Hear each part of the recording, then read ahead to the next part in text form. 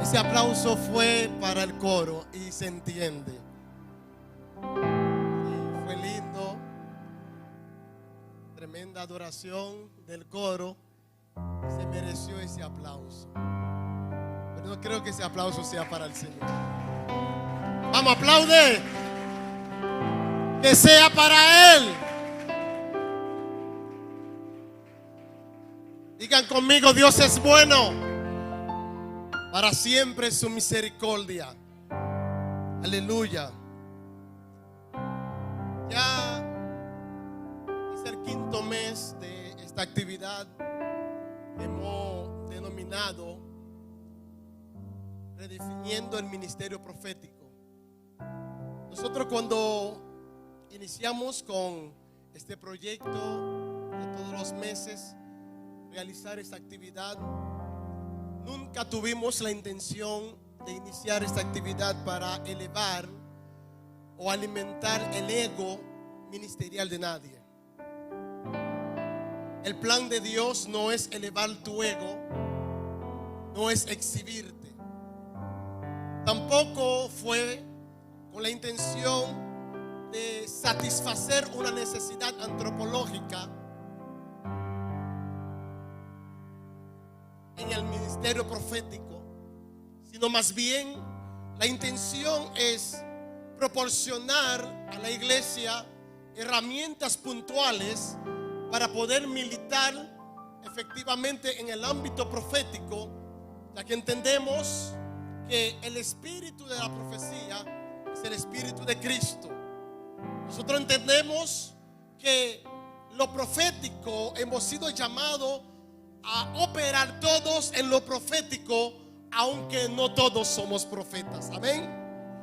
Por lo que yo quiero que entiendan bien cuál es la intención de Dios a través de esta actividad. No es elevar, vuelvo y repito, no es elevar ni alimentar el ego ministerial de nadie. Entendemos que todo lo que somos, lo somos por pura gracia. Dile a alguien: lo que soy, lo soy por pura gracia. Así que debemos de entender que hay una gran necesidad de que la iglesia sea profética.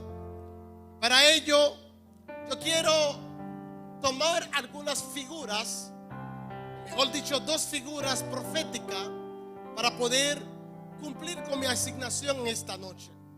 Detrás de mí estará ministrando nuestra hermana Rosa, por lo que yo quiero ser un poquito breve y también pedirle a ustedes que puedan aterrizar y escucharme. Amén. ¿Cuántos están aterrizados? ¿Y cuántos tienen un espíritu enseñable? Porque hay muchos lugares que la gente no tiene un espíritu enseñable y prefiere mejor que alguien le grite. En esta noche no tenemos la necesidad de gritar, porque hay una iglesia aquí con un espíritu enseñable. Amén. Yo quiero que me acompañen, por favor, en el segundo libro de Reyes. El segundo libro de Reyes, capítulo 2,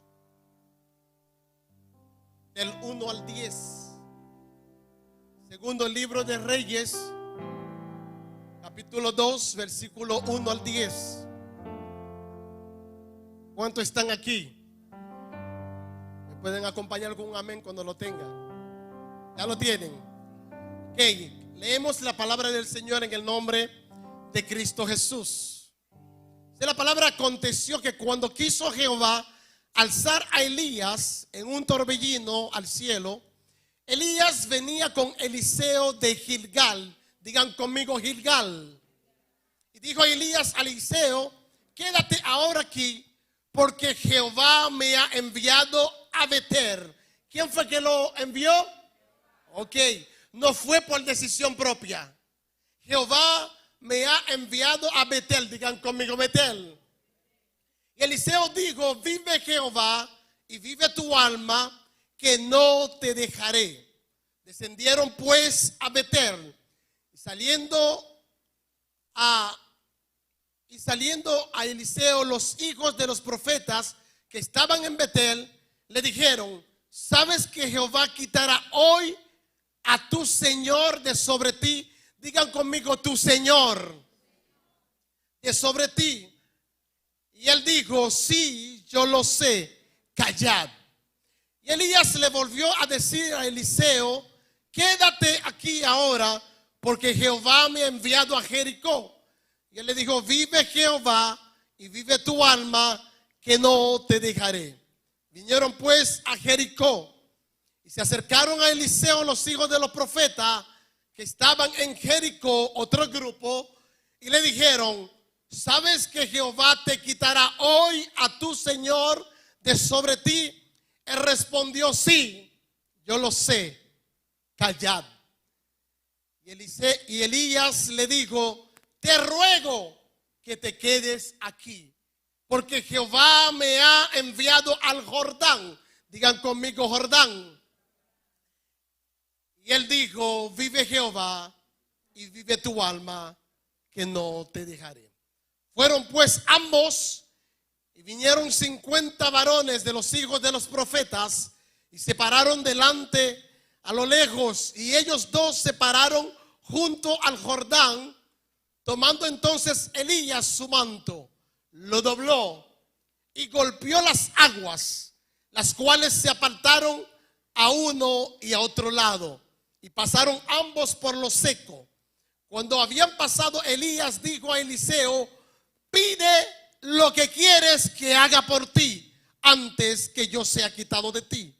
Y dijo Eliseo, te ruego que una doble porción de tu espíritu sea sobre mí.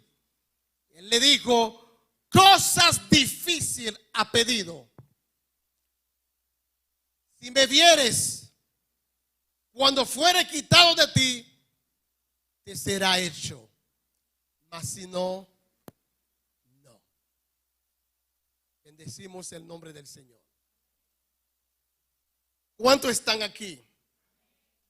Hoy yo quiero ministrar brevemente bajo el tema del llamado a la unción. Y podríamos ponerlo también como subtema, el camino del Espíritu. Dile al que está a tu lado, Dios tiene un camino trazado para llevarte a un nuevo nivel. Dios tiene un camino trazado para guiarnos a una nueva dimensión. Todo tiene que ver con un proceso. Aunque a ti y a mí no nos gustan los procesos, nos gustan las cosas rápidas, ¿verdad que sí? Recientemente le decía a la iglesia que hay momentos en que yo me veo muy enliado, muy endeudado, con mucha presión, y me gustaría que encontrar un maletín. Amén. Yo sé que eso me pasa solamente a mí, a ustedes no. Solamente me pasa a mí. Pero cuando me pasan estas ideas, yo voy en la pasola y miro por todos lados a ver si aparece un maletín. Pero Dios me dice, Pedro, yo no lo voy a hacer así. Tú vas a tener que pasar por el proceso. Amén. Tienes que pasar por el proceso. Dentro del proceso hay un aprendizaje. Dios no le interesa a Dios usar una varita mágica para sacarte de la situación en la cual tú te encuentras. Dios necesita usar un proceso para que a través del proceso puedas aprender y más adelante ser un instrumento de Él para enseñar a otros. Cualquiera podría decir, pero tú eres pastor. Créame, a los pastores, evangelistas, profetas, apóstoles, a todos, Dios nos pasa por el sendero del aprendizaje. Y eso lo hace a través de vivencias. No lo hace a través de experiencias ajenas. Porque es muy fácil predicar de Eliseo. Es muy fácil predicar de Elías. Es muy fácil predicar de Cristo. Es muy fácil predicar de cualquiera de estos hombres que hoy por hoy están registrados en las Escrituras. La pregunta que quiero hacerte: ¿cuál es tu historia? Dile que está a tu lado, ¿cuál es tu historia? Porque una historia habla de una vivencia. Amén. Digan amén, o si no, ay, ay, ay. Digan ay, ay, ay, por lo menos.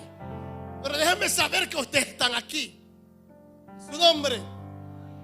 Así que si vamos a hablar de este proceso de Elías y Eliseo, es preciso que nosotros podamos transitar por los inicios. ¿Cómo empezó todo?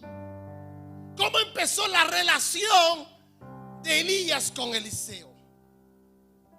En el primer libro de Reyes, capítulo 19, encontramos que Elías, en una hazaña, desafió a los profetas de Baal y los profetas de Acera. ¿Se acuerdan, verdad que sí? Decapitó en un solo día 900 profetas decapitados. Wow, tremendo. Luego, cuando Jezabel escuchó lo que pasó con los profetas, ella dijo que mañana a esta misma hora, lo mismo que le pasó a los profetas, le va a pasar también a Elías. Y eso causó de que Elías saliera corriendo. Cuando salió corriendo Elías, fue a una cueva. Y allí en la cueva Dios le mandó a Elías a salir de la cueva. Yo he escuchado a muchas personas decir que Elías se equivocó, que de una cosa que confundió a Dios, o sea, la presencia de Dios. Pero si leemos bien el texto, podremos darnos cuenta que Elías, cuando vino el viento recio, Elías nunca salió de la cueva. Escuchó el viento recio, pero cuando él sometió esa manifestación, se dio cuenta que Dios no estaba en el viento. Se mantuvo en su lugar. Y luego vino el fuego. Otra vez sometió eso a la luz de la intuición. Y se dio cuenta que Jehová no estaba en el fuego. Aunque él tenía la costumbre de ver a Dios manifestarse, pero Jehová no estaba en el fuego. Y ahí es que tenemos que tener cuidado entre una manifestación de Dios y la presencia de Dios, que no es lo mismo. Hay muchos lugares que solamente lo que ellos cuentan es con una manifestación de Dios, pero no con la presencia de Dios. Es decir, que hay lugares que puede estar operando personas en pecado. Hay manifestaciones de Dios, pero Él no está. Su presencia se manifiesta donde hay santidad.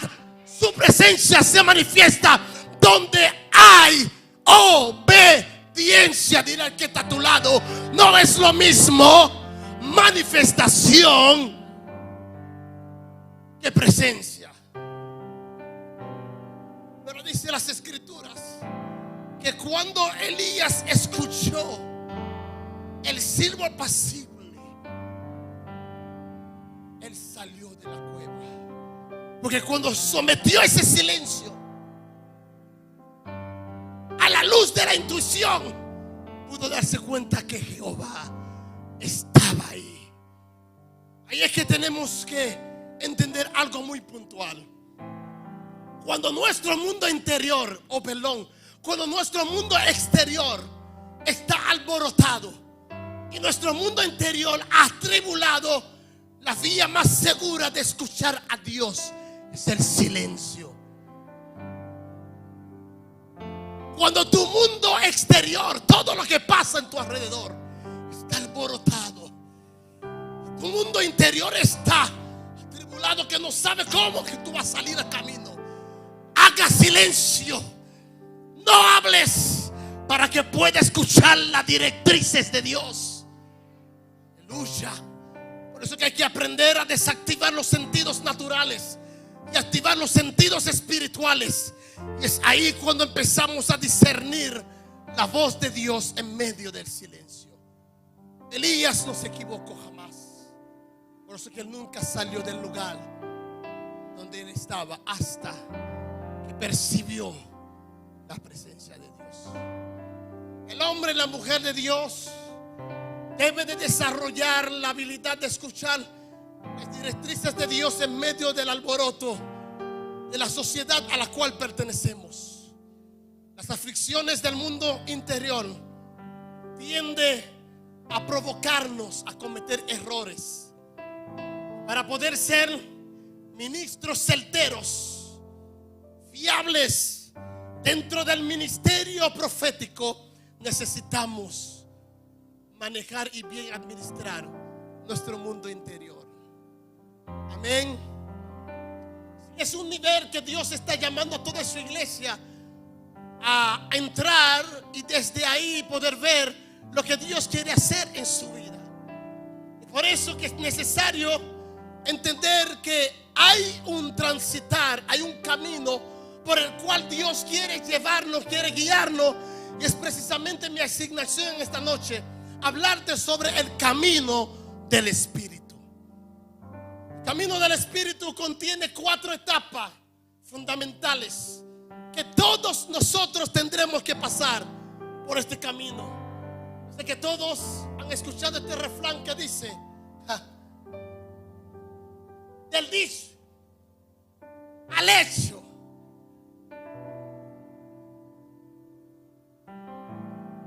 Significa de lo que se ha dicho Dios de ti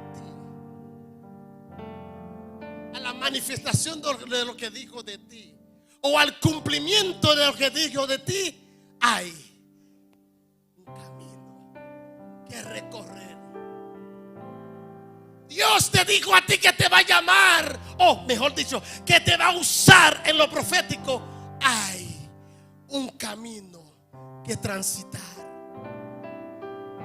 Por eso que algo que debemos de entender dentro del llamado de Dios para Eliseo, lo primero que quiero puntualizar es que cuando Dios le habló a Elías, le dijo: ve y úngeme a Eliseo para que sea profeta en tu lugar.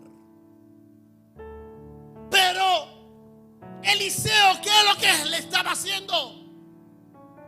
Él estaba arando, él estaba trabajando. Él tenía un oficio natural o secular, lo que me da a entender que Dios nunca unge o señala a las personas que no tienen responsabilidad.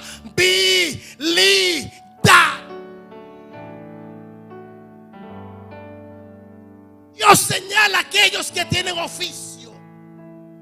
Dios señala a las personas que tienen responsabilidad. Lo siento mucho por alguna persona, si ni siquiera en el trabajo donde tú estás puede tener responsabilidad, no te apunte que no vas. Dios no te va a escoger.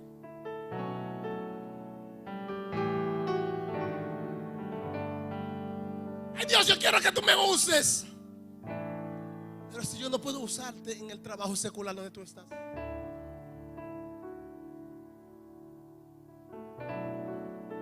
¿Ustedes saben en qué lugar estaba Eliseo trabajando?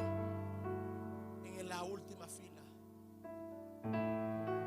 En la primera fila no te golpea el polvo, porque en la última fila tú recibes todo lo que las otras filas dejaron detrás. Este hombre estaba en la última fila aguantando de todo. Mientras que él estaba trabajando, los ojos de Dios estaban sobre él. Había una escuela de 50 profetas, gente estudiada, gente preparada, gente de renombre, gente de familia, gente de apellido. Pero Eliseo no tenía apellido, tenía una sola cosa a su favor: responsabilidad. Dile a alguien: sé responsable y los ojos de Dios estarán sobre ti.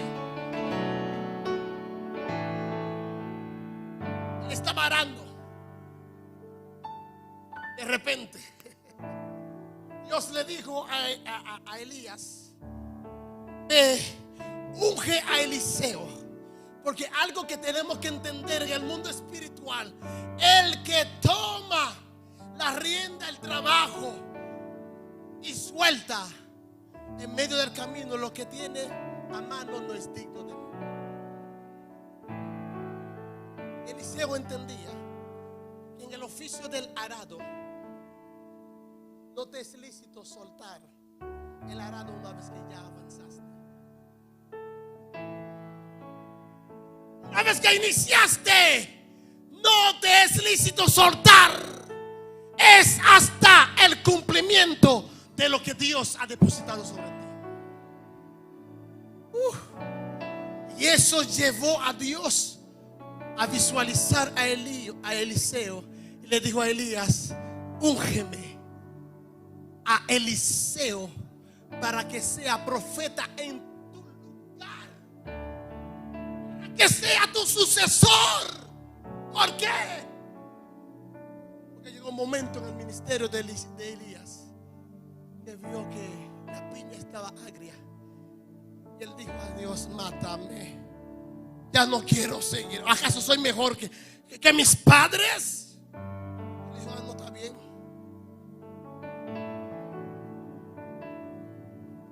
¿Usted sabe lo que significa eso? La cruz. La cruz. Cruz y raya. No, si no te apeas te mocho. O te apeas. Así que le digo a Elías: apéate.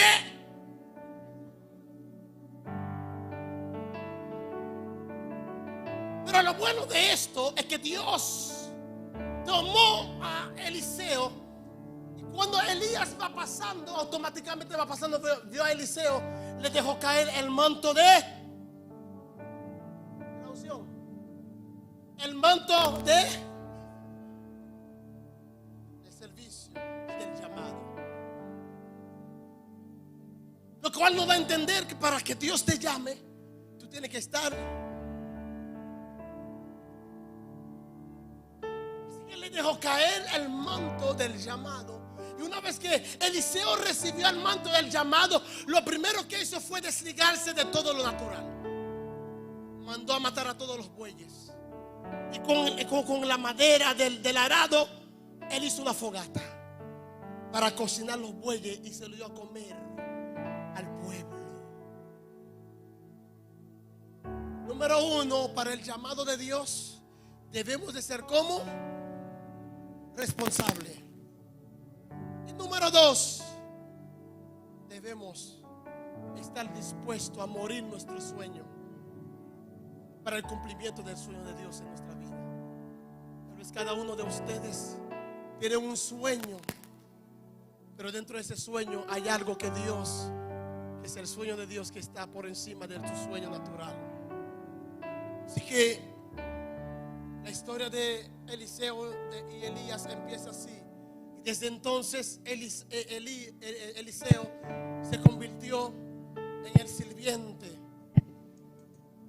en la ayuda del profeta. La Biblia no relata cuánto tiempo estuvieron juntos, pero sí la Biblia relata que desde ese momento Elías ha estado con Eliseo, enseñando a Eliseo a militar en lo profético, a formarlo en todos los niveles. Pero llegó un momento, después de una larga temporada de la vida de Elías a la vida de Eliseo, llegó un momento en que Dios empieza a direccionar a Elías cómo debería de ser en la última enseñanza de Eliseo. Es justamente esa enseñanza tiene que ver contigo y conmigo. Es el viaje del Espíritu. El último viaje de Elías juntamente con Eliseo, podemos observar que dice la palabra que estaban en Gilgal. Gilgal significa, oye bien, Gilgal en la Biblia representa la circuncisión. Y circuncisión habla de separación. En Gilgal es el lugar donde Dios te separa del mundo. Es cuando Dios va a lidiar con la carne. Dice la palabra del Señor que en Gilgal Dios decidió volver, le digo a Josué que volviera a circuncidar todo el pueblo, porque la circuncisión habla del lugar, el momento en que Dios quita de Israel el oprobio, la vergüenza de la esclavitud. Y nosotros, dice la palabra, que todo aquel que comete pecado es esclavo del pecado.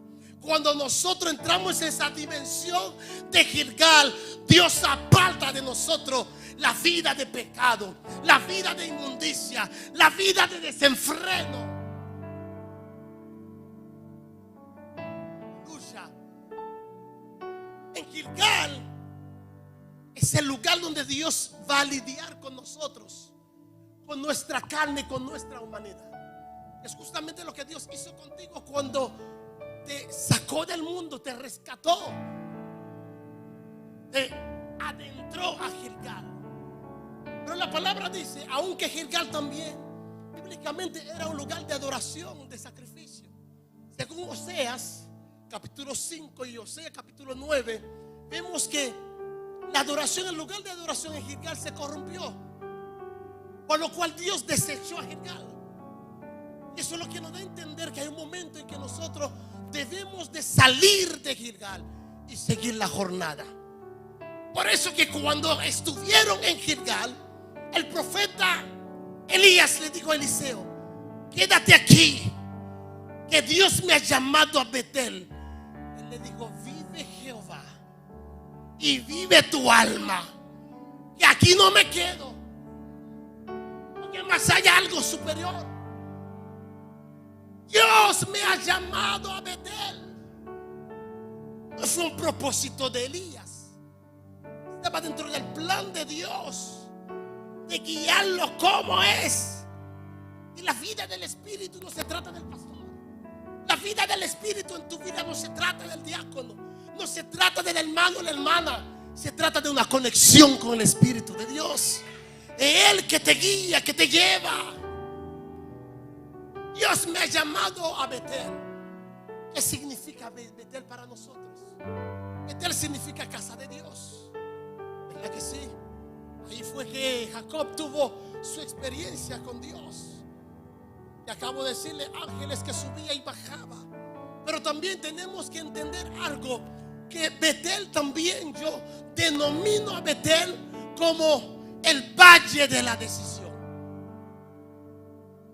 Un lugar donde que tú vas a tener que tomar decisiones, sentarte con sangre fría para tomar la mejor decisión de cómo es que tú vas a servir a Dios. Porque hay momentos en que Dios va a permitir situaciones adversas en tu vida, situaciones difíciles que te van a obligar a definir quién tú eres.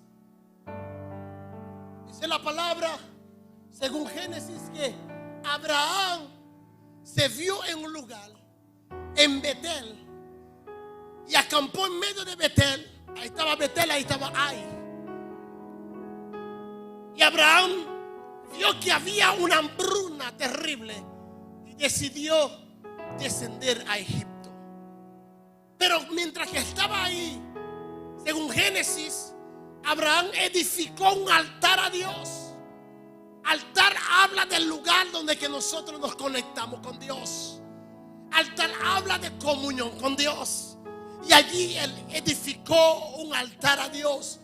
Pero sin embargo, dice la palabra que él descendió a Egipto. Y cuando él llegó a Egipto, él no edificó ningún altar.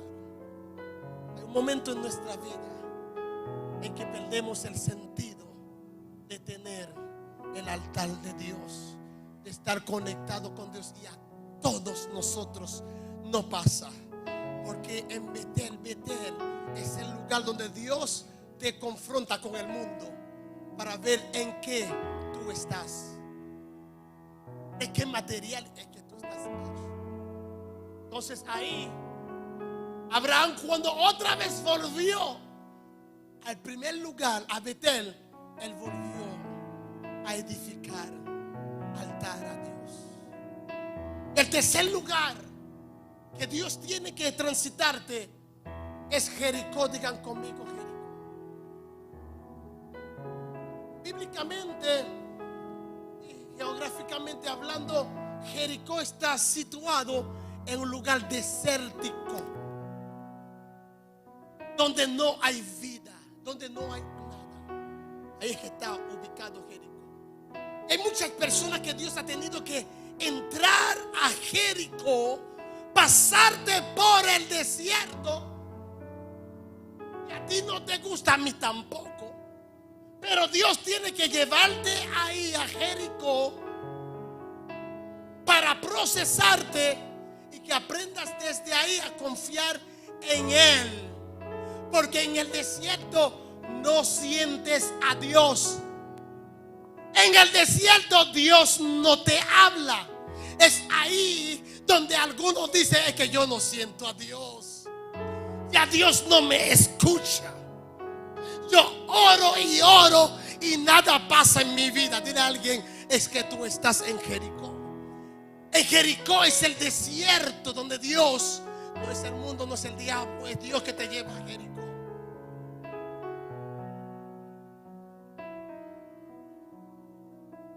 Pero lo bueno es que en Jericó es el lugar donde que tú eres formado por Dios, donde que tu carácter es formado, donde que tú defines de qué tú estás hecho.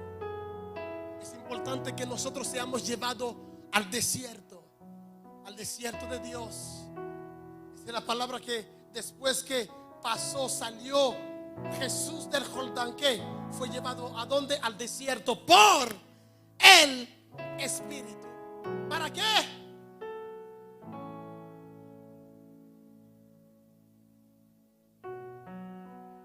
¿Para qué?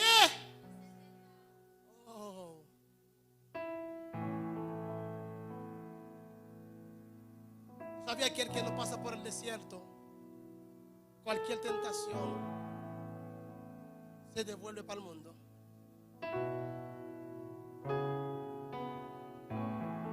Tú no puedes ir al desierto sin antes tener un fundamento en la palabra de Dios. Porque en el desierto hay confusión. En el desierto tú no escuchas la voz de Dios. Ahora el único que tú tienes, la única fuente que tienes es las Escrituras.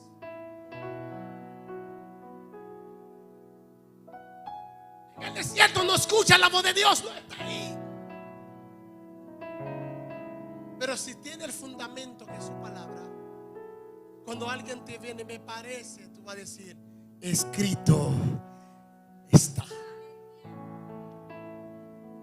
Así que el creyente que no ama la palabra es un desayuno.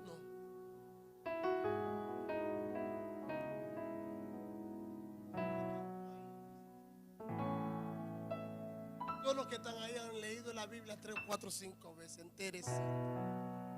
Aleluya. Señores, después de Jericó, con eso termino. El profeta le dijo a Eliseo: quédate aquí, por favor. El Espíritu de Dios me ha llamado. ¿A dónde? Al Jordán. Me llama mucho la atención como que bíblicamente como que no hay no hay una línea entre la historia del Jordán y Jericó, porque el pueblo de Israel tuvo que cruzar el Jordán primero para luego ir a Jericó. Sin embargo, el profeta, por la dirección del Espíritu Santo, lo pasa primero por Jericó para luego llevarlo al Jordán. Yo le cuestionaba a Dios: yo no entiendo esto, ¿qué es lo que pasa? Digan conmigo: el Jordán. El Jordán representa para nosotros el punto culminante de la obra de Dios en nuestra vida, para prepararnos para el ministerio. Si observamos en toda la trayectoria de Eliseo y Elías, Eliseo era ¿qué? El siervo. de Elías. Era el siervo de Elías. Por eso que yo puse a ustedes a repetir conmigo: tu Señor será quitado de ti. Era su Señor. Él era su siervo. Y cuando llegaron frente al Jordán, Elías tomó su manto, golpeó las aguas, se abrieron las aguas y le dijo a Eliseo: ahora dígame qué es lo que tú quieres que yo haga por ti antes de que yo te sea quitado. Él le dijo: una doble porción de tu espíritu quiero. Y le dijo: cosa difícil has pedido, pero si me vieres cuando te sea quitado, te será concedido. Si no, no. ¿Qué es lo que le estaba diciendo Elías a Eliseo? Era que durante todo el tiempo que ha estado con él, lo veía con los ojos de un siervo. Y le decía: mientras que me sigues viendo como tu amo, como tu Señor, nunca podrás heredar lo que yo tengo, porque los esclavos no heredan. Los que heredan son los hijos. Los que heredan son los hijos. Hasta que no me veas como padre. Por eso que cuando llegó el carro de fuego, el hombre que le decía a mi Señor empezó a vocear: Padre mío, Padre mío.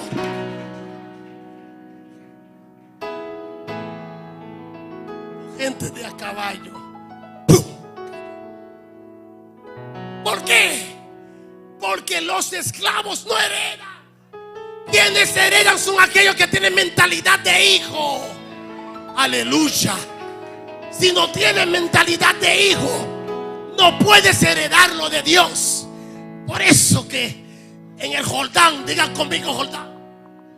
En el Jordán, una voz, porque Jordán significa lugar de confirmación.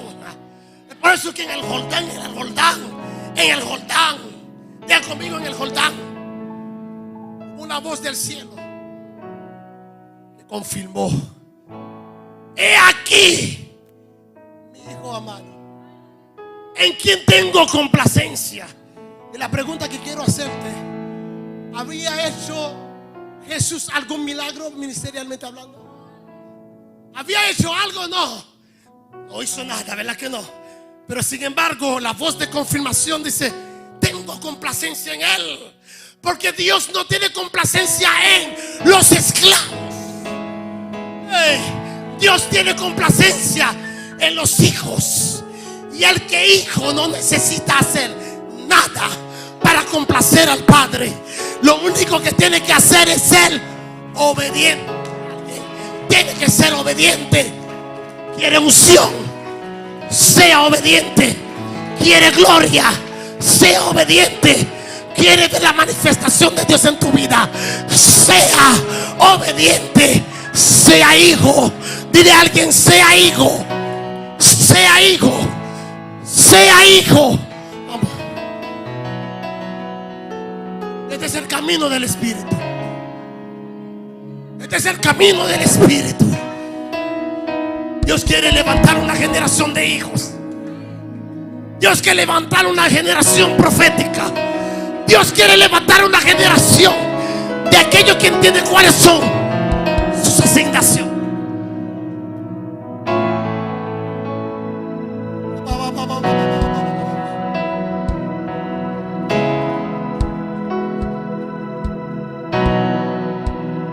Yo no sé cuánta gente aquí entiende que son hijos. Ahora no se trata de Elías, no se trata de Eliseo. Ahora se trata de la impartición del Hijo de Dios a tu espíritu.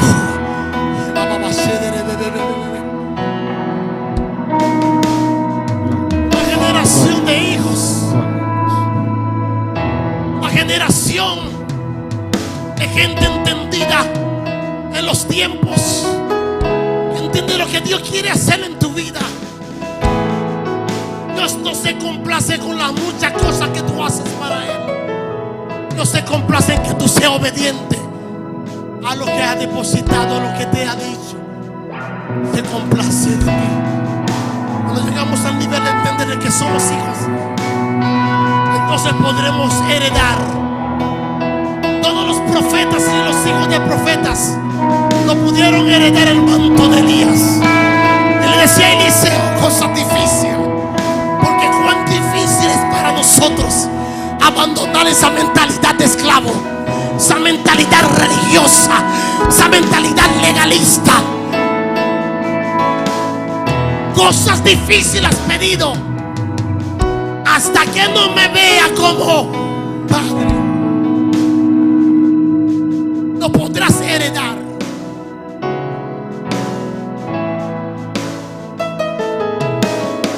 ¿Alguien puede entonar una alabanza? Alguien tiene que entender que sí, que el hijo no tiene que hacer nada.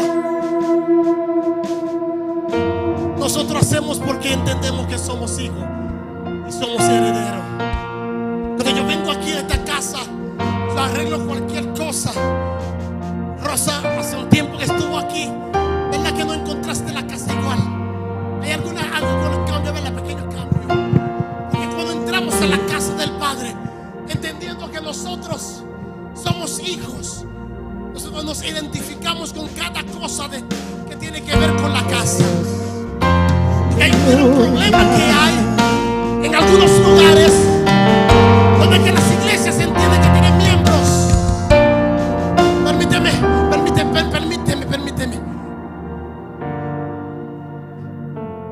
Hay muchos lugares que las iglesias entienden que tienen miembros.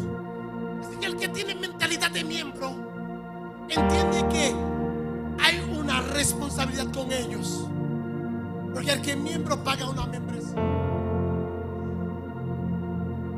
Así que el que es miembro viene a la iglesia para observar cualquier fallo que tiene, para llamar la atención a los que están encargados. ¿Por qué no hicieron esto? ¿Por qué no hicieron aquellos? Espérate, yo estoy pagando una membresía. Aquí yo diezmo. Esta silla está mal puesta.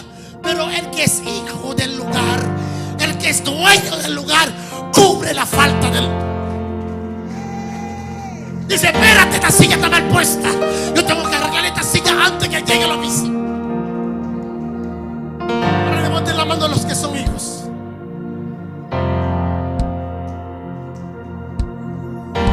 Deja que fluya. Aleluya. Deja que fluya. Me envuelve solo Eso. como una canción, melodía de tu amor. Y canto en libertad, en mi adversidad, hasta que huya el temor. El perfecto amor. Ya no soy Echa fuera el temor. Somos una generación de hijos.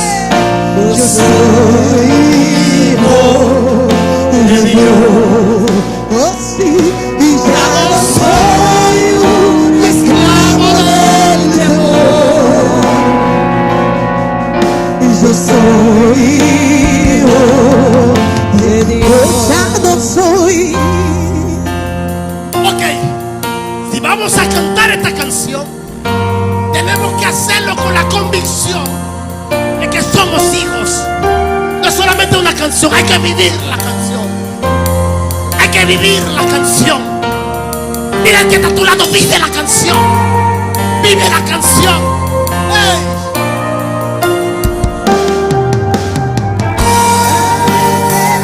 Para que yo camine, tu amor ahogó todo el temor. Te rescataste y yo cantaré. Yo soy hijo de Dios.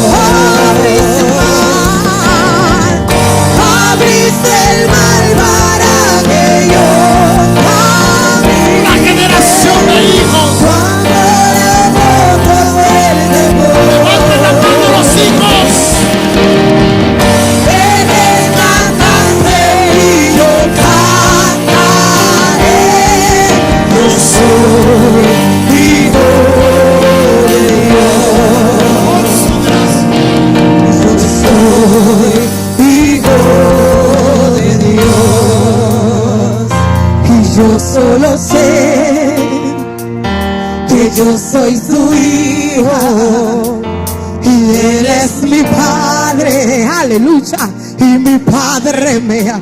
Y yo solo sé, y yo solo sé, Tiene que tener la y convicción. yo soy su hijo y Él es mi Padre. La generación de Dios. Y yo solo sé, y yo solo sé que yo soy su